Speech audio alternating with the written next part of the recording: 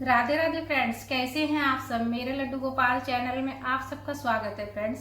आज मैं आप सबके साथ शेयर करने वाली हूँ, बताने वाली हूँ कि मतलब हम जो है ना हरितालिका तीज का जो व्रत करेंगे उसमें जो सुहाग की सामग्री है वो दान कब और कैसे करेंगे, किन किन चीज़ों का दान करेंगे और पारण का शुभ मुहूर्त क्या है, पूजा का शुभ समय क्या है, शुभ मुहूर्त क्या है। तो आज के वीडियो में मैं आप सबके साथ शेयर करने वाली हूँ फ्रेंड्स। तो फ्रेंड्स, वीडियो पसंद आए तो लाइक जरूर कर लीजिएगा और हमारे चैनल पर अगर नए हैं तो सब्सक्राइब जरूर कर लीजिएगा। तीज त्यौहार का वीडियो हम देखने के लिए, तीज त्यौहार हम लोग कैसे मनाते हैं, महिलाएं कैसे मनाते हैं, उसका वीडियो आप देखने के लिए चैनल को सब्सक्राइब जरूर कर लीजिएगा फ्रेंड्स। तो देखिए, सबसे पहले तो आप शुरू करते हैं, हम मेन टॉपिक जो बात है उस पर हम आ जाते हैं। तो देखिए, जो व्रत है सबसे पहले पूजा का सुन लीजिए कि पूजा का शुभ समय क्या है। तो देखिए, हरितालिका तीज का जो पूजा होता है वो प्रदोष काल में होता है। शाम के समय प्रदोष काल में पूजा किया जाता है, ठीक है। सुबह में आप घर स्नान वगैरह करके स्वच्छ वस्त्र पहनकर घर के मंदिर में पूजा कर लीजिएगा और व्रत का संकल्प आप सुबह ही ले लीजिएगा, ठीक है। सुबह में ही ले लीजिएगा व्रत का संकल्प। और पूजा आपको करना है शाम में प्रदोष काल में। शाम में आपको प्रदोष काल में पूजा करना है, पूरा 16 श्रृंगार करके पूजा करना है। पूजा की चौकी आप जो है ना पूरब दिशा की, अगर हो सके तो पूरब दिशा की तरफ रख कर लगाइएगा पूजा की चौकी। दक्षिण दिशा अगर नहीं हो तो आप पश्चिम दिशा में लगा सकते हैं, उत्तर दिशा में लगा सकते हैं, लेकिन दक्षिण दिशा की तरफ मुख करके पूजा नहीं कीजिएगा, ठीक है। इस बात का ध्यान रखिएगा। हो जाता है घर में कि कभी कभी उस दिशा में, जैसे पूरब दिशा में सामान कुछ रखा रहा, नहीं बन पाता है कि पूजा की चौकी कैसे लगाएं। तो इस स्थिति में आप पश्चिम दिशा की तरफ रख लीजिएगा, उत्तर की तरफ रख लीजिएगा, लेकिन दक्षिण दिशा की तरफ जो है ना मुख करके आप पूजा नहीं कीजिएगा, ठीक है। ये तो हो गया पूजा का। और पूजा आप शाम में प्रदोष काल में करना है, ठीक है। जिस समय संध्या बाती करते हैं उस टाइम आप पूजा कर लीजिएगा प्रदोष काल में, ठीक है। और पूरा 16 श्रृंगार करके पूजा कीजिएगा। और जब पूजा पूर्ण हो जाए तो उसके बाद पूरा घर परिवार में जितने भी आपके बड़े बुजुर्ग हैं सबको पैर छू के प्रणाम कीजिएगा, आशीर्वाद लीजिएगा।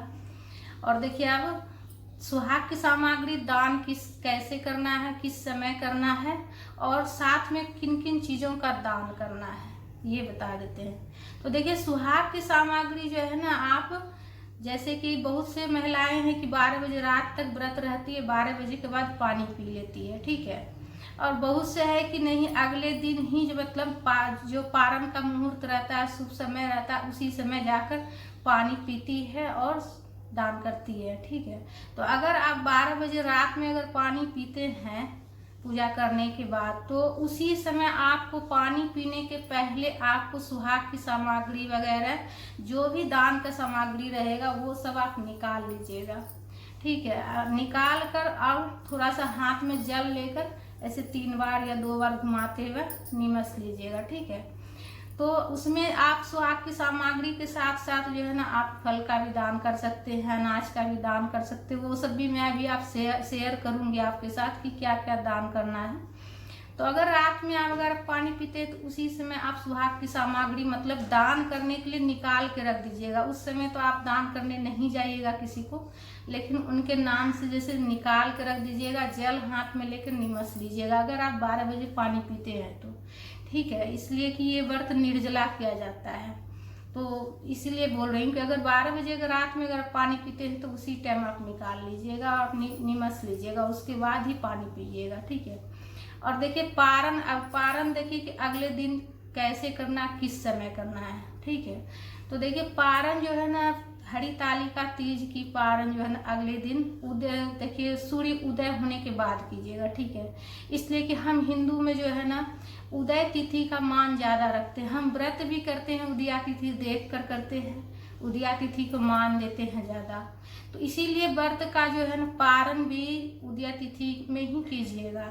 जब सूर्य उग जाएंगे, सूर्य देवता निकल आएंगे, उसके बाद जो है ना आप पारण कीजिएगा, ठीक है। तो पारण में बहुत से लोग देखिए मीठा खाकर व्रत खोलते हैं, ठीक है। बहुत से जगह पर मतलब कि हर जगह के देखिए हर राज्य का नियम अलग अलग हो जाता है। तो आपके यहाँ पर जो खा के मतलब पारण किया जाता है वो आप खा के कर लीजिएगा। नहीं तो हमारे जैसे आप जानना चाहते हैं तो हमारे यहाँ मीठा खाकर पारण कर लेते हैं। जैसे कुछ भी मीठा में खा सकते हैं, कुछ भी, जैसे कि मिठाई मतलब भगवान को चढ़ा हुआ प्रसाद ही, जैसे कि हम जो चढ़ाएं, लड्डू वगैरह चढ़ाएं या पकवान बना कर जो चढ़ाएं, तो उससे भी आप व्रत खोल सकते हैं मीठा में खाकर। उसके बाद थोड़ा देर बाद अपना थोड़ा रेस्ट कर लीजिएगा, उसके बाद कुछ खा पी लीजिएगा। एकदम से ज़्यादा हैवी खाना नहीं खाइएगा, इसलिए कि एक दिन पहले का उपवास व्रत रहेगा तो नुकसान कर जाता है। तो ठीक है, तो मीठा खाकर आप जो है ना उदय तिथि में, आप जब सूर्य देवता निकल आए उदय तिथि में आप पारण कर लीजिएगा, ठीक है। तो ये हो गया पारण का शुभ समय भी मैं बता दी हूँ, पूजा का भी। अब सामान क्या क्या दान करना है, कैसे दान करना है, एक बार देख लीजिए। चलिए दिखाते हैं आपको। चलिए, सुहाग की सामग्री देखिए। सुहाग की सामग्री आप जो है ना पानी वगैरह पीने के बाद पहले आपको जो है ना ऐसे हाथ में जल लेकर ऐसे निमस लीजिएगा 2 बार 3 बार ऐसे करके। उसके बाद जो है ना आप किसी पंडितायन ब्राह्मणी को दे सकते हैं। मतलब सुहाग की सामग्री है तो किसी सुहागन को ही देना है, ठीक है। जैसे कोई पंडितायन ब्राह्मणी को दे सकते हैं, या फिर जो है ना आप घर मतलब कि मायके वाला में नहीं देना है, ससुराल वाला में। अगर आपके ससुराल में कोई मतलब बेटी हो, सुहागन बेटी हो, तो उसे आप दे सकते हैं। सास को दे सकते हैं, ननद को दे सकते हैं, अपने ससुराल परिवार में जो बेटी हो उसको दे सकते हैं। लेकिन मतलब जो है ना ये सुहाग की सामग्री मायके वाला में नहीं देना है, वो जो है ना फलदायी नहीं होता है, ठीक है। ये जो दान की सामग्री होती है सुहाग की, वो आप ससुराल में आप दे सकते हैं, मायके वाले को नहीं दे सकते हैं। तो ये आपको जो है ना पारण से पहले ही ये सब निकाल के निमस लेना है, ठीक है। ठीक है, निमस के तब जाकर पानी वानी पीना है। उसके साथ में देखिए आप जो है ना कुछ अनाज का भी दान कर लीजिए, जैसे आटा हो गया, आलू हो गया, दाल हो गया। दाल में आप मूंग का दाल ले सकते हैं, चना का दाल ले सकते हैं, ठीक है, ये सब दाल ले सकते हैं। और साथ में हल्दी ले लीजिएगा, हल्दी पाउडर भी ले सकते हैं, गांठ वाली हल्दी भी ले सकते हैं। कुछ हरी सब्जी भी रख लीजिएगा साथ में दान करने के लिए, अगर हो तो। नहीं हो तो आप जो है सिर्फ आलू भी रख कर दान कर सकते हैं। और साथ में देखिए कुछ मतलब नमक का पूरा पैकेट भी दान कर सकते हैं, या फिर थोड़ा सा आप कटोरी में या कागज में निकाल कर भी आप दान कर सकते हैं।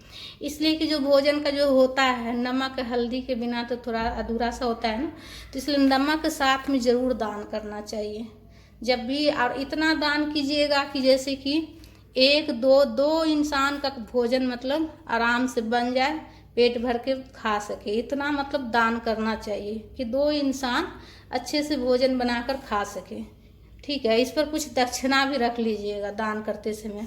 और इसके साथ में देखिए कुछ फल फ्रूट का भी दान जरूर कीजिएगा, ठीक है। जो भी आपको फल हो सीजन का उसका आप दान कर सकते हैं। विशेष रूप से जो है ना खीरा का दान जरूर करना चाहिए। तो खीरा हो सके तो ज़रूर दान कर लीजिएगा, नहीं हो तो देखिए कोई बात नहीं है। जो भी फल हो आपके पास साथ में जो है ना 1 तरह 2 तरह का फल भी आप रख कर जरूर दान कर लीजिएगा। और ये सारा दान सामग्री जैसे सुबह में जब पारण कीजिएगा आप, ठीक है, बताती हूँ अभी। तो वो सारा सामग्री जो आप निकालिएगा सुबह में, जैसे पूजा करिए, सुबह में स्नान कीजिएगा। जैसे कि हरितालिका तीज के अगले दिन पारण वाले दिन सुबह में स्नान वगैरह करके पहले पूजा कर लीजिएगा, ठीक है। पूजा करने के बाद जो घर के जो मतलब आप चौकी लगाइएगा, पूजा की चौकी, तो वो कलश जो आप बैठाइएगा तो कलश को हल्का से पहले हिला लीजिएगा, ठीक है। उसके बाद आपको ये सारा सामग्री निकालना है। सारा सामग्री दान करने के लिए निकालिएगा, निमस लीजिएगा।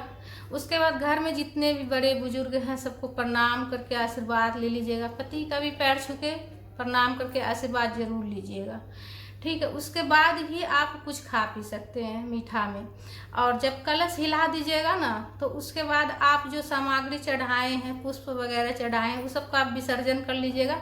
विसर्जन जो है ना आसपास में अगर कहीं गंगा नदी हो, तालाब हो, तो वहाँ भी आप जाकर किसी भी समय कर लीजिएगा, उस दिन भर में किसी भी समय, ठीक है।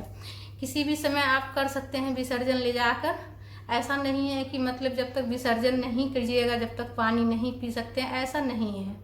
ठीक है, आप जो है ना कलश हिला दीजिएगा।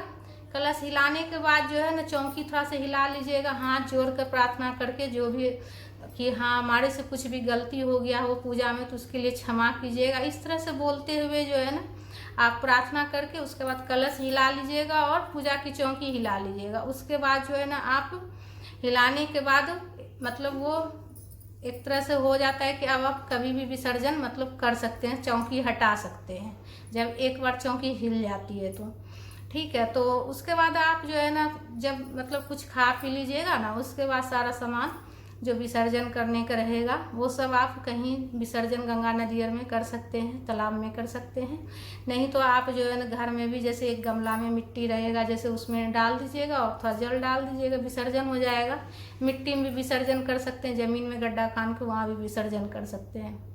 ठीक है फ्रेंड्स, तो इस तरह जो है ना बिल्कुल आप सरल विधि से आप जो है ना टाइम से जो है पूजा कर लीजिएगा। जो समय बताए हूँ प्रदोष काल में पूजा कर लीजिएगा। दूसरा दिन उदय तिथि को ध्यान में रखते हुए आप पारण कर लीजिएगा। पारण अपने हिसाब से आप कर लीजिएगा जैसा चलता हो। हमारे यहाँ मीठा खाकर पारण करते हैं, तो जो प्रसाद हम चढ़ाते हैं पूजा में ना उसी से हम मीठा खाकर प्रसाद खाकर पारण कर लेते हैं। तो आपके यहाँ ऐसा होता होगा तो कर लीजिएगा, नहीं होता होगा तो अगर आपको पता नहीं है कि हाँ कैसे करें तो आप जो पूजा में प्रसाद चढ़ाइएगा मीठा जैसे कुछ भी चढ़ाइएगा तो वही खाकर आप पारण कर लीजिएगा। ठीक है, तो अकेले वीडियो शूट करती हूँ ना तो इसीलिए देखते पसीना पसीना पूरा हो गई हूँ मैं। तो अकेले जो है ना वीडियो शूट करती हूँ मैं, तो इसीलिए से थोड़ा सा हो जाता है। तो फ्रेंड्स वीडियो हमारा कैसा लगा, आप लोग को अच्छा लगा तो लाइक ज़रूर कर लीजिएगा और हमारे चैनल पर अगर नए हैं तो सब्सक्राइब ज़रूर कर लीजिएगा। और अगर कुछ भी समझ में नहीं आया तो कमेंट बॉक्स में लिखकर आप पूछ लीजिएगा, हम जवाब देने की पूरी कोशिश करेंगे फ्रेंड्स। राधे राधे फ्रेंड्स।